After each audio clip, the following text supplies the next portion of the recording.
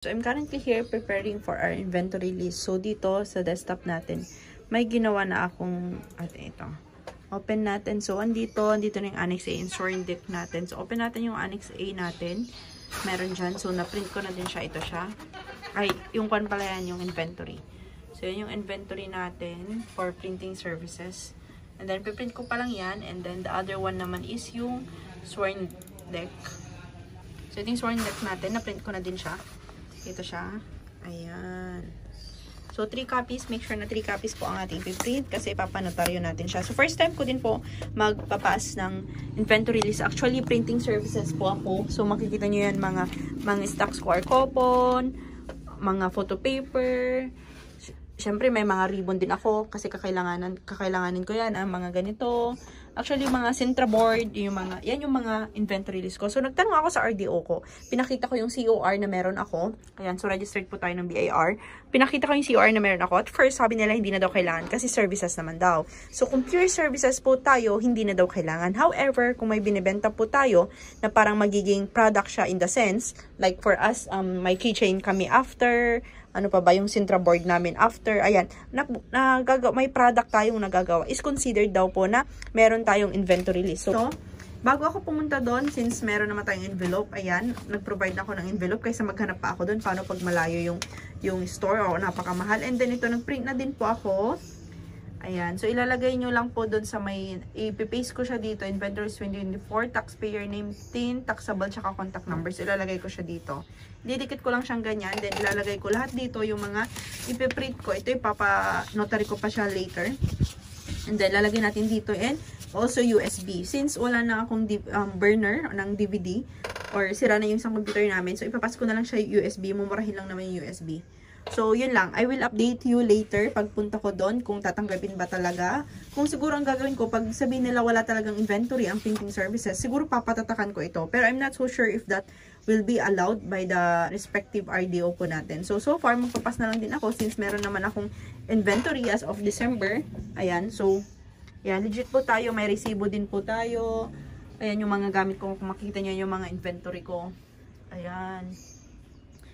So, dalawang printer. Napakaliit. Ito, Sintra board po yung gamit natin dito. So, yan yung mga ibang product po natin. So, sabi po nila, pag once na mayroon kayong physical product, kahit na raw pa man din yan, or gagawin nyo pa lang, piprint nyo pa rin yan, considered po na meron tayong inventory. Kasi hindi naman po tayong services lang. Services lang po sana is like, kunya kailang yung magsusulat, kailang yung magpa-process, professional, yun. Actually, yun po yung services po na normally na tinutukoy po nila. For example, laundry shop, sabi po nila, may ginagamit ba tayong detergent, may ginagamit ba tayong mga gamit, plastic, para sa ating store. So, yun po yung sinasabi nila. However, you need to check to your respective RDO po para mas confirm po natin. Yun nga lang, pag sabi nila wala, kailangan natin ng proof na, kasi sooner or later, nag-iiba-iba po ang ating mga officers. Pwedeng sabihin, sino yung nakausap nyo? So, sabihin po nila, hindi nyo na masabi yung pangalan or wala na sila. So, yun po.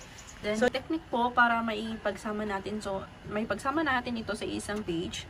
Ayan, make sure nyo na yung dito, binawasan ko konti yung lineage. Yung line dito niya. Binawasan ko siya, ginanito ko siya. So, kung i-adjust nyo siya, masyadong maliit. So, tignan nyo lang yung sakto lang sa kanya, yung per letter. Ayan. O, masyado pang malaki. Pwede nating bawasan ng konti lang. Ayan. And then, kulang na lang yan. So, ang ginagawa ko, pinapalitan ko yung margin niya ng, ito, kinostong ko siya. Costong, ayan, 0.5. Wala na akong ginalaw sa left and right. So, okay na tayo dyan. And then, page setup na lang. And then, ito, ina-adjust ko siya. Kung makita nyo ito, 80. Pag in-80 ko siya, totally na may matatanggal dito. So, ang gagawin ko lang siyang 75. Ayan, sumakto na siya lahat dito. Ayan. Ayan, print lang tayo ng 3 copies. So, kung sa tingin nyo is masyadong maliliit, okay lang naman as long as readable siya. Ayan. So, 3 copies para pag ipanotary natin, may copy din sila. So, almost done na tayo. USB na lang save ko. Ayan. And then,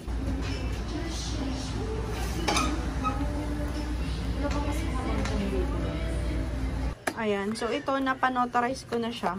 So, ito, yan yung mga details. Ayan. May pirma na din. So, sila na magpipirma. And then, sign nyo lang din po yung inventory list. Ay, yung inventory. Kailan may sign. Then, i-scan po natin siya. Ayan. So, i-scan and then save sa USB.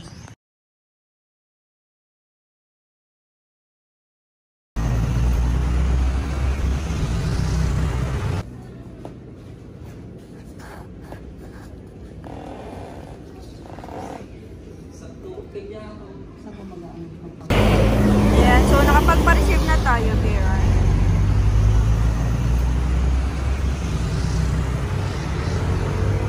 So, okay na. Inventory list natin.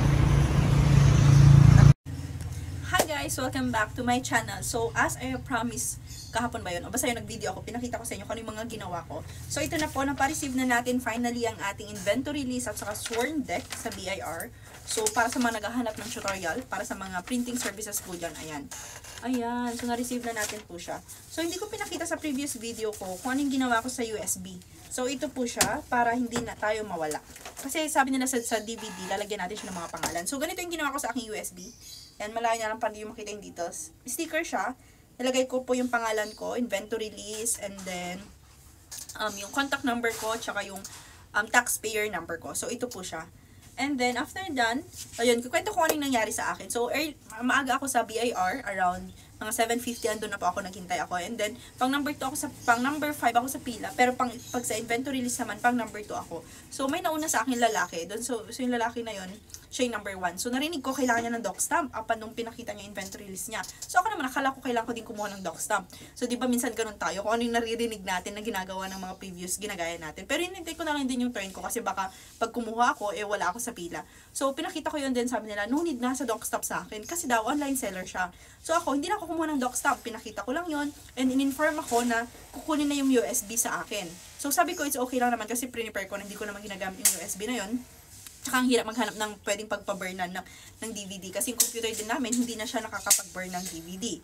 So then, ayun. So to make the story short, ayan. So pinirmahan and then to clarify din pala guys. So tinanong ko siya kung yung services po ba kailangan ba talaga magpasa ng inventory. So para sa clarification ng lahat, if your business is pure services like legal consultant, legal counseling, ano pa ba? Kunyari, barbero. Yung barbero talagang nagugupit lang yung mga lalaki. Gupit lang talaga, wala nang binibenta ng kahit ano. Yun po yung mga wala silang inventory list. However, if your business is services with a product, yung tipong kagaya nito. Pakita ko niya. So, ito, printing services kami. Keychain. Ayan. Gumagawa kami pag may nagpapa-order. And then this one. Ayan. So, ito, nagpiprint kami ng ganito. Sa mga ballpen, nag-engrave kami. So, kung titignan nyo, services po siya. However, we have a produced product. Ayan, so nakuha natin to. Ano pa ba yung mga ating mga product pa? So, ito lang yung mga ibang product na meron ako so far nandito. So, kung ganito po tayo, inventory po natin yung mga meron tayo. As of December, at the end of kung anong year na yun, December 31. So, this is considered services. However, we have a product. So, meron po tayong mga coupon, ink, photo paper, vellum, mga ganon. So, yun po yung mga kailangan na mag-inventory. So, kasi sabi nila, services, wala na. So, clarify ko lang. So, in my part, sabi naman nila, kaysa hanapan ka, kasi nung nagtanong ako ng twice, sabi nila wala na daw. Pero sabi naman ng iba, kung wala kang panghahawakan na proof, or kahit na ano, kung sino nagsabi ng hindi na kailangan ng inventory, hindi po kayo safe doon. So, better yet, para pag nag-tax map sila or what, meron kayong receive paper. Ayun po. So, tsaka sabi po nila kasi nga, yun yung mga karaniwang ginagawa natin, di ba? Kaya nagtatanong tayo. Pag nagpapa-close po tayo, hinahanapan po tayo nito, inventory list. Ayan.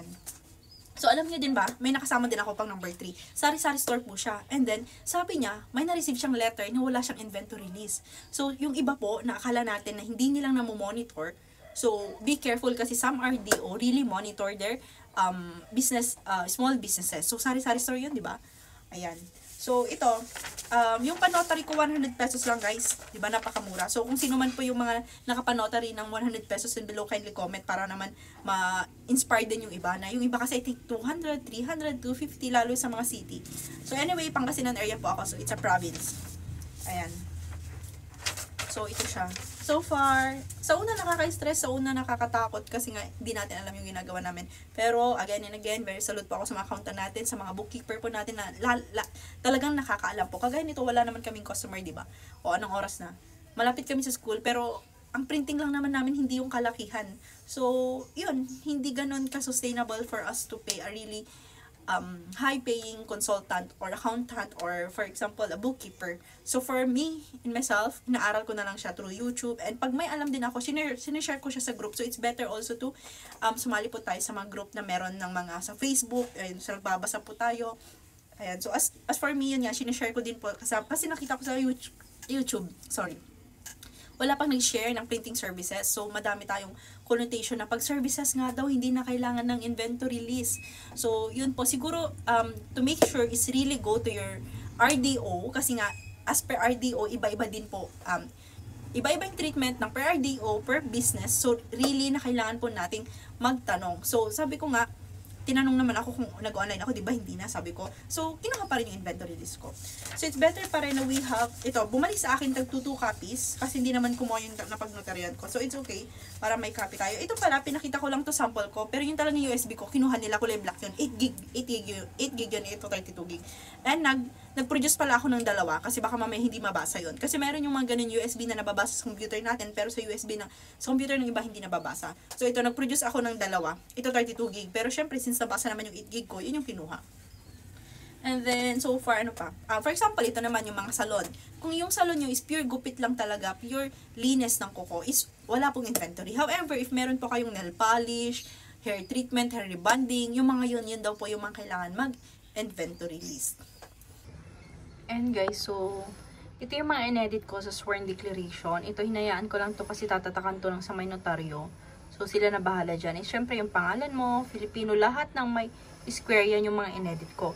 And dito din guys, minsan dito natin nakakalimutan yung sa may, usually ito, pag download mo yung Annex A, nakalagay dito DVD. The same with dito. So, kung USB yung in-attach mo, palitan mo din siya ng USB. Yan yung normally na hindi natin na-edit or yung mga nakikita natin sa mga ibang group na ito lang yung pinapalitan nilang name. Actually, dito din, may nakalagay dito na stock in goods, mga ganun. So, ilalagay mo kung ano yung dapat na meron ka. So, sa akin, raw material. So, yan yung nilagay ko. Then, NA, nakita ko lang din sa previous. And December 31, 24, USB, palitan mo din. Circular number. And then, yung name mo, tsaka yung TIN number mo. So, yan yung mga pinalitan ko. So, name, Filipino, owner, yung name ng store mo, tapos yung address mo. And then yan. So, ito lang. Kung DVD, kung USB. So, yun lang yung para sa ating sworn declaration.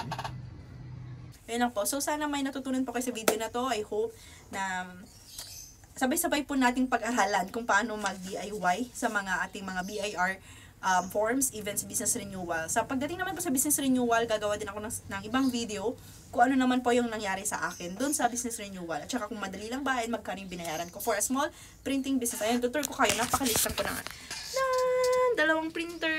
Ayan, yung mga BIR ko.